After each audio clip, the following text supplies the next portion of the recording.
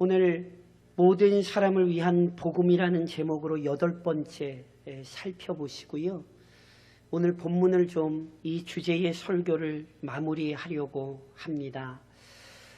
요한복음 4장에는 예수님과 한 여인, 조금 더 구체적으로 설명하면 사마리아 여인의 만남이 기록되어 있습니다. 그런데 이 만남은 우연히 이루어진 게 아닙니다.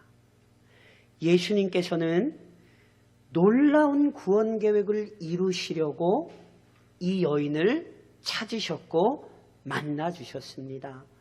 조금 더 자세하게 설명드리면 예수님께서는 이 여인을 만나서 이 여인의 죄를 용서하셔서 그간 고통과 탄식에서 벗어나게 하시는 거예요. 그리고 이전과는 다른 새로운 삶, 변화된 인생을 시작하게 하시려고 이 여인을 찾아오셨고 만나주신 것이죠. 특히나 이 은혜를 베푸시려고 이 여인이 우물에 나오는 시간에 맞춰 우리 주님이 먼저 우물에 도착해서 기다리고 계셨어요. 그리고 이 여인과 깊은 대화를 나누시기 위해 함께 이동하던 제자들은 먹을 것을 구하도록 마을로 보내신 거죠. 조금 표현이 좀 어떨지 모르겠습니다만 우리 주님이 작정하고 이 여인을 만나시려고 지금 준비하고 계셨던 거예요. 그리고 우리 주님의 계획대로 이 여인이 우물로 물을 기르러 나왔고 예수님께서 그녀에게 말을 붙이신 거죠. 여인아, 나에게 물을 좀 달라. 우리로서는 지금 잘 이해가 안 되지만요.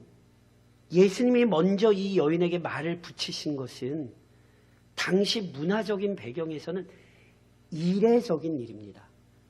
매우 상상하기 어려운 일입니다. 왜냐하면 유대인과 사마리아인은 서로 적대시하는 관계였기 때문입니다. 100% 똑같진 않지만 민족이 다르긴 하지만 요즘 말로 설명하면 유대인과 하마스라고 생각을 하시면 돼요. 얼마나 서로 대적하는 관계입니까?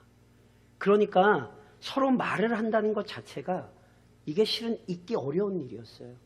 게다가 유대인들의 경우 선생의 자리에 있는 사람들 또는 사람들을 가르치고 지도하고 있는 사람들은요, 절대로 길거리에서 모르는 여자와 말을 하지 않습니다. 그런데 유대인이 사마리아인, 그것도 심지어 여자에게 말을 붙인다? 이건 정말 생각하기 어려운 일이라니까요. 그래서 아까 저랑 읽으셨던 27절 상반절에 이런 말씀이 있었잖아요. 이때에 제자들이 돌아와서 예수께서 여자와 말씀하시는 것을 어떻게 해요? 이상히 여겼으나, 이 구절이 이래서 기록이 되는 거예요. 제자들을 보내셨다가 제자들이 먹을 것을 구해서 예수님께로 돌아왔을 때 예수님이 사마리아 여인과 막 마지막 대화를 하시는 걸 제자들이 봤거든요. 그걸 보니까 제자들이 너무 당황스러운 거예요. 예수님께서 왜 사마리아 여자랑 말을 하고 계셔? 그러니까 이게 당시의 문화적인 분위기였거든요. 그러니까 보세요.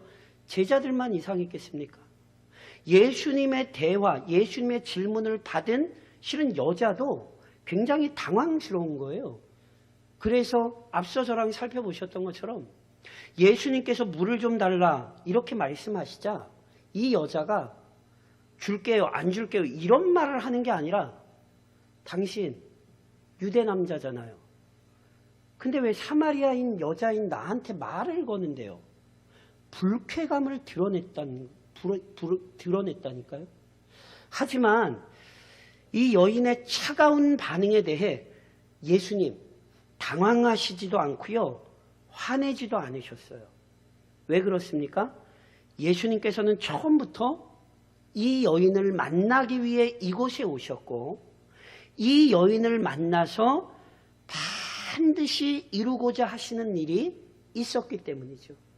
그래서 여인과 대화를 이루어 가시며 계속해 가시며 계획하신 일을 이루어내시는 거예요. 그래서 오늘 본문에서 기억해야 되는 아주 영광스러운 교리가 있습니다. 사랑하는 교회요, 예수님을 만날 때 인생이 변화됩니다.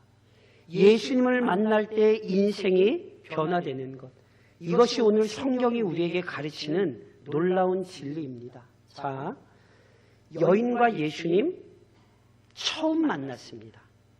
하지만 예수님께서는 이 여인에 관해 너무나 잘 알고 계셨어요. 왜냐하면 예수님께서는 하나님께서 택하신 자녀들을 구원하러 오신 구원자이시기 때문이죠. 그래서 예수님께서는 이 여인을 지금 구원하러 오셨고, 더 나아가 이 구원을 성취하시려고 먼저 이 여인의 형편을 깨닫게 하시거든요. 바로 이 여인이 스스로 벗어날 수 없는 죄에 사로잡혀 있다는 사실을 깨닫게 하시는 거예요. 그러면 이 여인이 죄에 사로잡혀 있다는 것을 어떻게 깨닫게 하셨는가? 예수님께서 여인에게 이런 말씀하셨어요. 여인아, 남편을 좀 데려와라. 예수님께서 이 여인에게 남편 좀 데려와라 말씀하셨더니 이 여인이 즉각적으로 뭐라고 대답을 하냐면, 저는 남편이 없는데요, 이렇게 얘기했거든요. 근데 이게 거짓말이에요. 그리고 우리 예수님께서는 이 거짓말도 아셨어요. 그래서 예수님께서 친히 어떤 말씀하시냐면, 너 남편이 없다고 얘기하는데 그래, 그게 맞기도 하겠다. 왜냐하면 네가 지금까지 5명의 남편과 살았고 지금 살고 있는 남자도 알고 보면 정상적인 남편이 아니니까 네가 남편이 없다고 하는 얘기, 그래, 그거 맞을 수도 있다. 우리 예수님께서요, 이 여자는 거짓말을 하려고 했는데 오히려 우리 예수님께서 이 여인의 삶을 아주 적나라하게 말씀하셨죠. 특히나 5명, 6명의 남편을 두었었다. 이것은요, 이 여인이 정욕에 취해 오랜 시간 부정한 삶을 살았다는 증거이지요. 이 여인은 남편의 문제가 곧 자신의 죄를 드러낸다는 것 너무너무 잘 알았어요. 그래서 이 여인은 남편 얘기 꺼내고 싶지 않은 거예요. 밝히고 싶지 않아요. 그래서 예수님이 모르는 줄 알고 남편 데려와라 그랬더니, 아이, 저는 남편 없어요. 이렇게 그냥 단번에 끊어낸 거죠. 그런데 예수님이 다 알고 계시잖아요. 그러니까 이 여인 처음에 얼마나 당황스러웠겠습니까? 가리고 싶었던 삶인데 그것을 예수님께서 꺼내어 놓으셨으니 아마 이 여인 굉장히 낯뜨겁고 마음이 무거웠을 거예요. 그래서요, 이 만남이 하나님의 은혜의 만남이 아니었다면요, 아마 이 여자 막 화내고 막 한바탕 쏘아붙이고 그리고 그 자리를 떠났을 수도 있습니다. 하지만 예수님께서 은혜를 베풀어 이 자리에 오신 것 아니에요? 그래서 놀랍게도 여인은 자기 죄에 대해 그리고 자기 삶에 대해 예수님께서 다 안다는 사실에 오히려 마음이 열렸어요. 그래서 예수님을 선지자, 즉 하나님의 뜻을 알려주시는 특별한 분으로 부르며 오히려 질문을 하는 거예요. 그리고 이 여인이 했던 질문은요, 당시 유대인과 사마리아인 사이에 큰 논쟁거리였던 질문입니다. 어떤 질문이냐 하면, 어디에서 예배를 드려야 이게 진짜 예배를 드리는 것이냐에 관한 질문이었거든요. 유대인들은 뭐라고 얘기했냐면, 예루살렘에서만 예배해야 된다. 그래야 진짜 예배다. 이렇게 얘기를 했어요. 반면에 사마리아인들은, 이 여인이 속한 사마리아인들은 아니야, 그리심산에서 예배해야, 그리신 산에서 예배해야 이게 진짜 예배가 되는 거야. 이렇게 주장했거든요.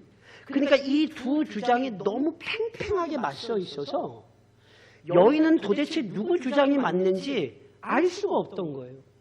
그래서 예수님께 도대체 누구 얘기가 맞는지 물었던 거죠.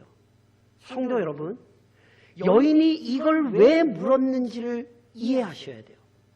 여인이 예수님을 특별한 분으로 생각하자마자 예수님, 어디에서 예배해야 돼요? 왜 이렇게 질문이 나오냐면 이 여인이 알고 싶었어요. 어디에서 예배를 드려야 하는지를 정확히 알아서 자기가 그곳에서 예배 드리고 싶었던 거예요. 왜요? 자기 죄를 알거든요. 그 죄를 자기 스스로 해결할 수 없다는 것도 알아요. 그래서 예수님이 자기 죄를 드러내시자, 자기도 아는 그 무거운 죄를 드러내시자 예수님께 어디에서 예배해야 하는지를 들어서 그곳에 가서 예배하며 자기의 죄를 해결하고 싶었던 거죠.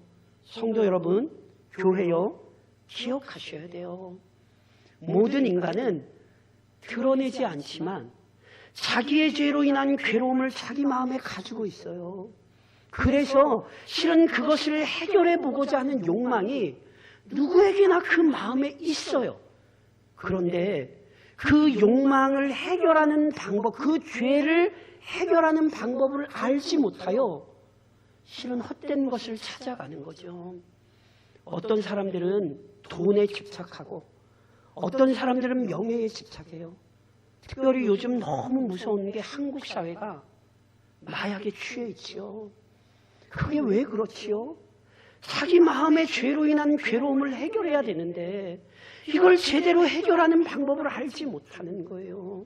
그래서 절대로 해결되지 않을 방법들에 매여 있는 거죠. 이 여인 역시 그랬는데 예수님을 만나자 예수님이 특별한 분이라는 사실을 조금 깨닫기 시작하자 이걸 좀 해결해 보려고 그래서 이 질문을 묻고 있는 거예요. 그때 예수님께서요, 여인에게 어떻게 답변하시냐면 어디에서 예배하느냐가 중요한 게 아니라 하나님께 예배하는 게 중요하다. 이렇게 말씀하시거든요. 이거 지극히 당연한 말씀입니다. 왠지 아세요? 성도 여러분, 예배가 뭐죠, 예배? 예배라는 것 자체가 뭐냐면요, 하나님을 경배하고 하나님을 찬송하는 게 예배입니다. 그러니까 보세요. 아무리 장소가 좋아도 그곳에 모여서 하나님을 경배하는 게 아니라면 그거 예배 아닙니다. 오늘도 기억하셔야 돼요. 우리는 지금 누구를 예배하기 위해 모인 거예요? 하나님을 예배하기 위해 모인 거예요. 오늘 우리가 찬양하고 오늘 우리가 기도하고 오늘 목사가 설교하고 이게 다 하나님을 향한 찬양이 되지 않으면 오늘 우리의 모임은 그냥 모임이지 예배일 수 없는 거예요. 그러니까 보세요. 하나님을 예배하는 것, 이게 진짜 예배의 출발점이에요. 그런데 이처럼 하나님께 올바르게 예배하는 일은요, 인간 스스로 할 수 있는 게 아니거든요. 쉽게 예를 들어 드릴까요? 만일 인간이 스스로 하나님을 예배할 수 있는 거라면 유대인과 사마리아인이 서로 이곳에서 예배해야 한다고 자기 주장을 내세우며 싸울 필요가 있겠습니까? 없겠습니까? 당연히 없지요. 인간이 스스로 하나님을 예배할 줄 안다면 왜 유대인과 사마리아인이 예배 장소만 놓고서도 이렇게 치열한 논쟁을 벌이겠냐고요. 그러니까 이 사실 자체가 인간 스스로는 하나님을 예배할 수 없다는 너무너무 명확한 증거인 거예요. 그래서 예수님께서 어떤 말씀을 하셨어요? 저랑 화면 보시면 요한복음 4장 23절 기억을 떠올리시며 같이 한번 봉독하실까요? 요한복음 4장 23절 하반절입니다. 같이 봉독하시겠습니다. 아버지께서는 자기에게 이렇게 예배하는 자들을 찾으시느니라. 아버지께서는 뭐라고요? 자기에게 이렇게 예배하는 자들을 찾으십니다. 아버지께서, 즉 하나님께서 자기에게 이렇게 예배하는 자들을, 다시 말해 하나님을 온전하게 또는 올바르게 예배하는 자들을 뭐 하신다고요? 찾으신대요. 자, 여기 찾으신다는 구절은 하나님께서 올바르게 예배하는 사람이 어디 있나 이렇게 두루두루 살펴보신다는 의미가 아니에요. 여기 지금 찾으신다는 말씀은 하나님께서 온전하게 예배하는 자들을 만들어내신다는 의미입니다. 이건 역시 예수님께서 새로운 말씀을 하신 게 아니에요. 성경이 이 사실을 가르쳐요. 성경은 하나님을 온전하게 예배하는 사람이 되는 것, 조금 달리 표현해서 하나님의 구원을 얻은 백성이 되는 일을 뭐라고 표현하냐 하면 은혜라고 표현을 하거든요. 여기 은혜라는 말이 무슨 얘기겠습니까? 사람이 할 수 없다는 뜻이에요. 하나님을 온전하게 예배하는 것은 사람이 하는 게 아니라는 거예요. 하나님의 구원받은 자녀가 되는 것은 하나님께서 이루어 주시는 일이라는 뜻이에요. 그래서 보세요. 이러한 하나님의 은혜를 실은 이 여인도 알고 있거든요. 왜 알고 있겠습니까? 말씀드렸잖아요. 사마리아인 역시 아브라함과 야곱의 후손이고 이스라엘 백성이에요. 이 사람들은 야곱의 아들 중에 10지파란 말이에요. 그래서 이미 성경 알아요. 그래서 여인이 이렇게 말하지요. 저랑 화면 보시면 요한복음 4장 25절 같이 한번 봉독하실까요? 같이 읽겠습니다. 여자가 이르되 메시아 곧 그리스도라 하는 이가 오실 줄을 내가 아노니 그가 오시면 모든 것을 우리에게 알려주시리이다. 자, 이게 지금 무슨 얘기냐면요. 예수님께서 말씀하셨어요. 사람이 하나님을 예배하는 것 스스로 할 수 없고 하나님이 올바르게 예배하는 자들을 만들어 주셔야 돼. 예수님이 이렇게 말씀하신 거예요. 그러니까 여인이 맞장구를 치는 거예요. 예수님 저도 알아요. 하나님께서 보내시는 메시아 곧 그리스도가 오시면요. 그 그리스도가 우리로 하여금 하나님을 올바르게 예배할 수 있도록 이끌어 주시고 그분이 우리가 하나님의 구원받은 자녀로 변화시켜 주실 거예요. 예수님 저도 그거 알아요. 그래서 우리가 메시아 그리스도를 기다리고 있어요. 이 여자가 이렇게 고백을 한 거란 말이에요. 그러자 보세요. 이 고백을 하는 이 여인의 고백을 우리 주님께서 현실로 바꾸어 놓는 놀라운 사실을 알려주시는 거예요. 그게 뭐냐 하면 저랑 화면 보시면 요한복음 4장 26절입니다. 같이 봉독하실까요? 같이 읽겠습니다. 예수께서 이르시되 내게 말하는 내가 그라 하시니라. 예수님이 누구시라는 거예요? 이 여인을 포함해 모든 죄인이 기다리던 그리스도라는 거예요. 하나님을 온전하게 예배하도록 만들어주시는 메시아, 하나님의 구원을 얻도록 해주시는 그리스도, 하나님이 보내신 메시아요 그리스도가 바로 우리 예수님이라는 거죠. 예수님으로 말미암아 하나님을 온전히 예배할 수 있고 예수님으로 말미암아 구원을 얻을 수 있는 거다. 내가 바로 그 일을 이루러 온 사람이다. 우리 예수님께서 이 여인에게 밝히 말씀하시는 거예요. 그러니까 보세요. 예수님께서 그렇게 말씀하시자 이 여인이 어떻게 반응합니까?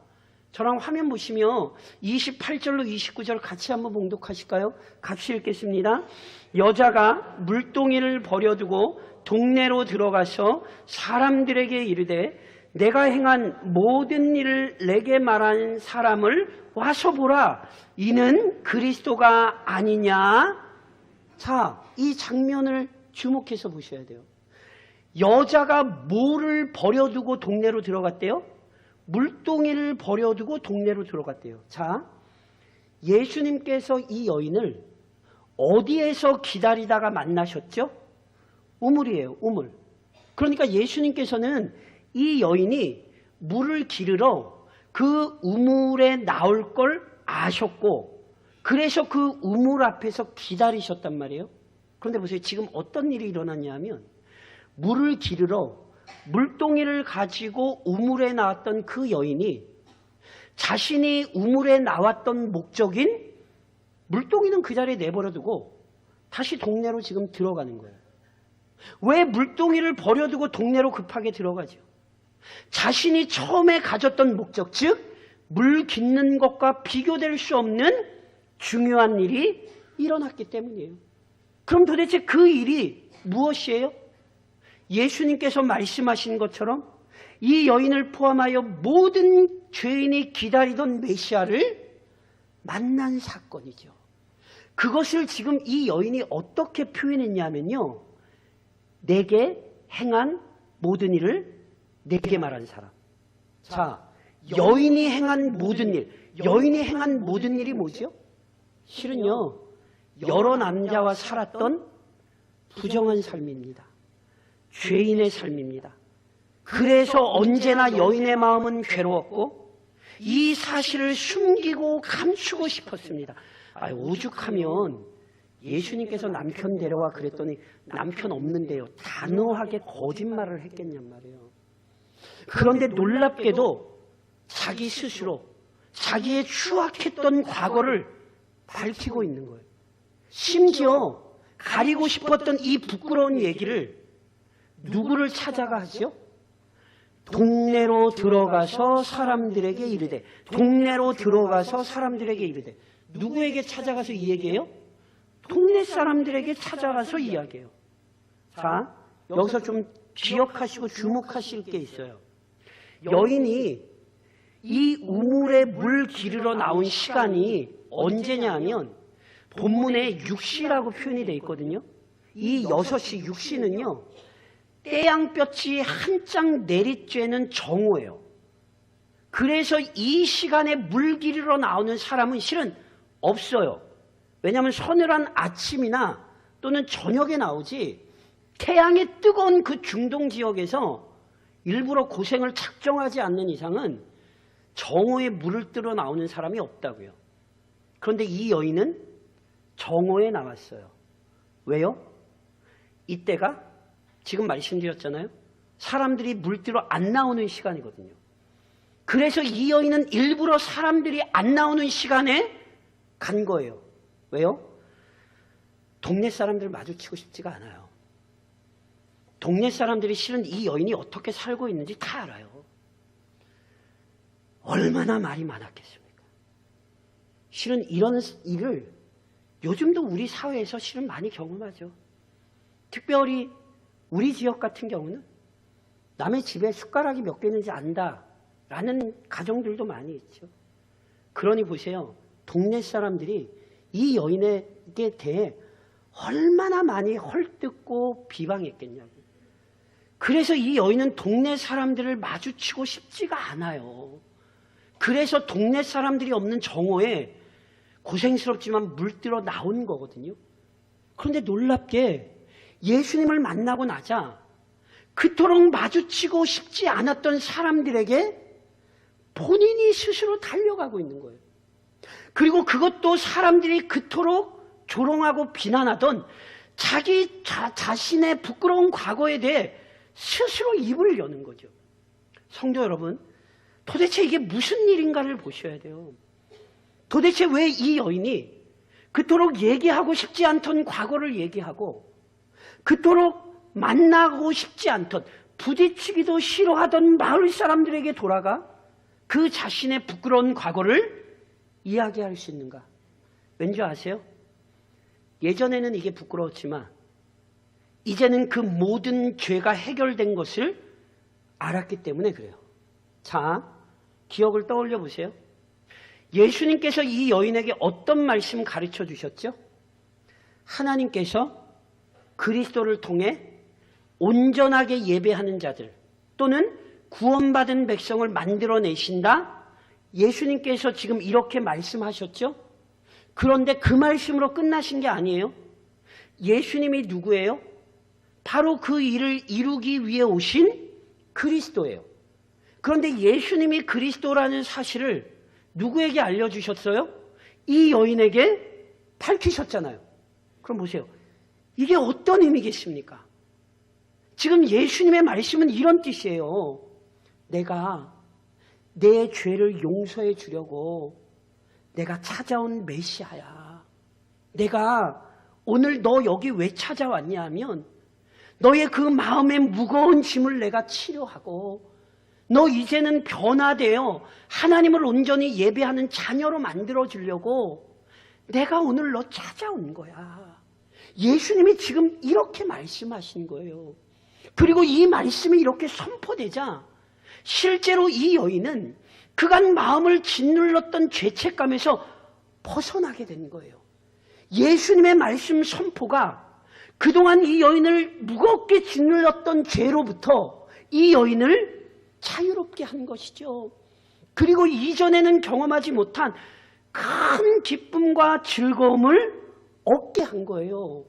그래서 지금 이 여인이 내가 행한 모든 일을 내게 말한 사람을 와서 보라, 이렇게 얘기하는 건 예수님께서 내가 행한 모든 죄를 용서하셨고 예수님께서 나의 모든 끔찍한 죄악을 해결하셔서 나를 하나님을 예배하는 사람으로 만들어주셨다, 구원하셨다, 이 구원의 고백인 것입니다.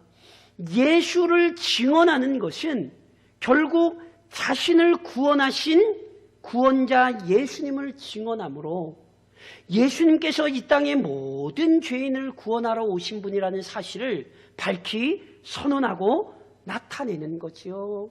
지금까지 죄로 인해 고통받던 이 여인이 예수님을 만남으로 인해 변화된 것입니다. 그런즉 사랑하는 성도 여러분, 오늘 이 본문의 교리에 근거하여 적용합니다.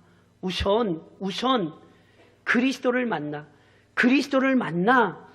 변화된 삶을 사십시오.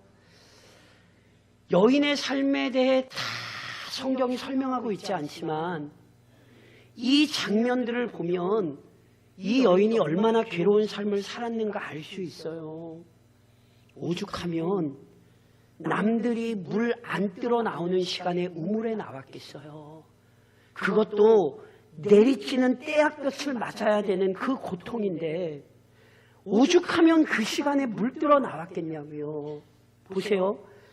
떼약빛이 내려치고 물 뜨러 가는 고통이 오히려 마을 사람 만나서 서로 얼굴 보는 것보단 이 여인에게 편한 거예요. 그러니 이 여인이 얼마나 괴로운 삶을 살았습니까? 그런데 그리스도께서 이 여인을 만나주셨잖아요. 그때 이 여인은 변화되는 거예요. 성도 여러분, 지금도 예수님께서는 하나님께서 택하신 죄인들을 찾으시고 만나주십니다. 죄로 인해 고통당하고 죄로 인해 괴로워하는 자들을 우리 예수님 친히 찾아와 만나주십니다. 그러면 조금 더 물으셔야죠. 어떻게 예수님께서 만나주시죠? 어떻게 오늘 예수님께서 죄인들을 만나주십니까? 명심하십시오. 우리 예수님께서는 기록된 말씀을 통해 죄인들을 만나주십니다. 예수님에 관한 말씀이 선포될 때가 예수님께서 자기 백성을 부르시는 때예요. 진리의 말씀이 가르쳐질 때가 예수님께서 자기 자녀를 구원하시는 때예요. 지금도 선포되는 말씀을 통해 예수님은 우리 각 사람을 만나주시는 거예요. 저랑 잘 아시는 말씀, 화면 보시면 마태복음 11장 28절, 우리 같이 한번 봉독하실까요? 같이 봉독하겠습니다. 수고하고 무거운 짐진 자들아 다 내게로 오라. 내가 너희를 쉬게 하리라. 아멘이십니까?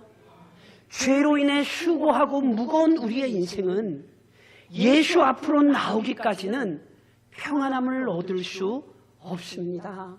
그래서 지금도 말씀을 통해 죄인을 부르시는, 우리를 부르시는 그리스도의 은혜 앞에 엎드려야 합니다. 사마리아인의 이야기를 살펴보며 이 여인의 이야기가 곧 나의 경험이요, 나의 구원이 되는 놀라운 은혜를 누리셔야 하는 것입니다. 그리고 단순히 예수님을 만나는 게 전부가 아니에요.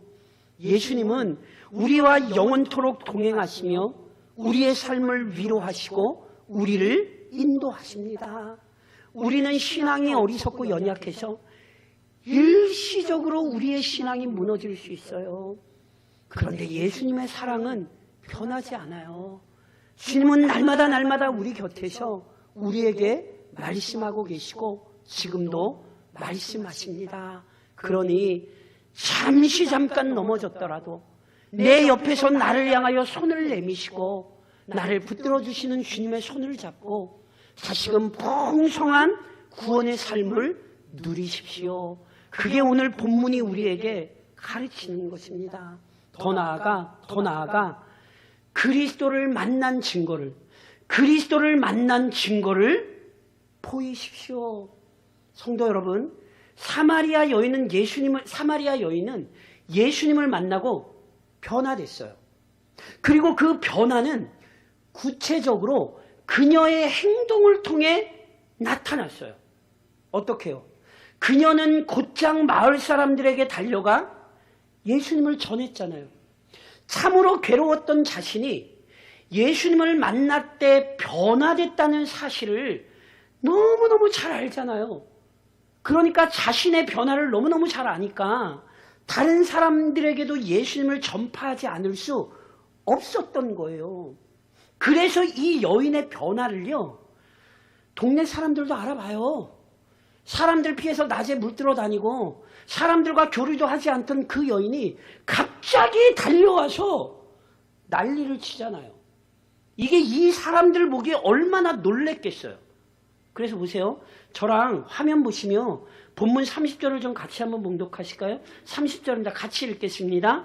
그들이 동네에서 나와 예수께로, 이 사람들이요, 사마리아 여인의 행동을 보고 놀랄 수밖에 없었고, 그래서 도대체 무슨 일이 있었는가를 알아보려고 실은 예수님께로 나오게 된 거예요. 그러면 예수님께로 나오게 된 것으로 끝인가요? 아니요, 그렇지 않아요. 저랑 화면 보시면 요한복음 4장 39절이거든요. 같이 한번 읽겠습니다. 같이 시작. 여자의 말이 내가 행한 모든 것을 그가 내게 말하였다 증언하므로 그 동네 중에 많은 사마리아인이, 오늘 본문을 잘 보셔야 돼요. 예수님께서 처음에 사마리아 여인 한 명을 만났어요. 근데 이걸로 끝나지 않았어요. 예수님께서 이 한 여인을 만난 것을 계기로 놀랍게도 그 동네에 많은 사람이 예수님을 만나게 되었습니다.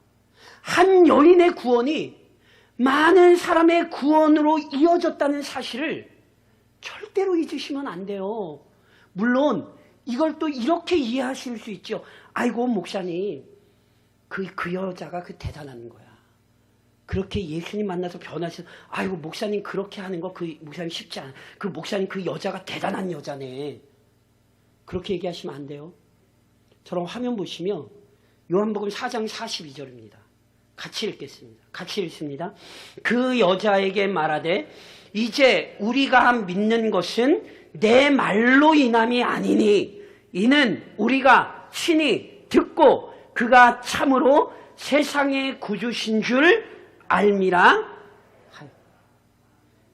예수님을 믿게 된 많은 사마리아인, 많은 동네 사람들이 뭐라고 얘기해요? 야, 우리가 예수님 믿는 것 실은 단순히 네 말 때문이 아니야. 우리가 친히 듣고 뭘 들었어요? 이들이 예수님의 말씀을 친히 들었어요. 그때 그 말씀이 이들의 영혼을 변화시킨 거예요. 예수님의 말씀이 사마리아 여인의 영혼을 변화시키셨듯이 예수님께로 나와 예수님의 말씀을 들을 때에 역시 그 말씀이 많은 사마리아 사람들을 변화시켰고 구원의 은혜로 인도한 것입니다. 사마리아 여인이 변화시킨 게 아니라 말씀이 변화시킨 거예요. 그래서 보세요. 요한복음 4장은 단순히 한 여인을 만나기 위해 예수님께서 사마리아에 오신 게 아니라는 걸 우리에게 알려줘요. 예수님께서는 한 여인을 출발로 해서 그 마을에 있던 많은 사람을 구원하시기 위해 야곱의 우물 수가성을 찾으셨다는 사실을 기억하셔야 돼요. 그리고 성도 여러분, 이것이 오늘 교회의 사명이라는 사실을 기억하셔야 합니다. 교회가 어떤 곳입니까? 그리스도인들이 어떤 사람들입니까? 그리스도를 만나 변화된 사람들입니다. 그렇다면 교회가 어떤 사명을 감당해야겠습니까? 마치 사마리아 여인이 마을로 들어가 예수님을 전했던 것처럼 우리를 변화시키신 예수님을 전하는 공동체, 이게 교회입니다. 이렇게 말씀드릴까요? 내 입에서 예수의 증언이 나오지 않으면 그 사람은 성도 아닐 수 있어요. 그 사람은 예수 안 만난 것일 수 있어요. 성경을 보시고 교회 역사를 보십시오. 예수를 만난 자가 예수를 얘기하지 않을 수 없습니다. 내 영혼의 변화를 경험한 자가 그 사실을 증거하지 않을 수 없습니다. 만일 예수를 증언하지 않는 교회라면 그 공동체는 교회라는 표현을 쓰면 안 돼요. 왜냐하면 교회가 아닐 수 있기 때문에 그래요. 교회는 예수를 증언하는 공동체예요. 어디서부터 도대체 예수를 전해야겠습니까? 여인의 모습이 잘 보여져요. 내 추악함도 알고 내 연약함도 알아요. 누가요? 우리 식구가, 이 동네 사람들이. 그런데 그걸 알지만 나를 변화시키신 분이 예수님이라는 사실을 알기에 그들 앞에 예수를 전하는 게 부끄럽지 않은 거예요.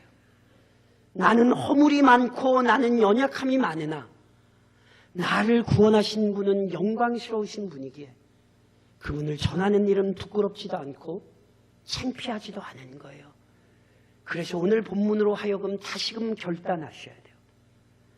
가정으로 가서 내가 만난 예수 증언하십시오. 이 지역으로 나가서 우리 교회를 변화시키신 예수님 증언하십시오. 그것이 본문이 가르치는 영광스러운 교리이며 그것이 오늘 우리 교회의 사명이라는 사실을 기억하시고 앞으로도 계속하여 회복으로 많은 영혼들을 불러내는 성도요 교회가 되시기를 우리를 구원하신 주님의 이름으로, 교회의 머리이신 주님의 이름으로 권면드립니다.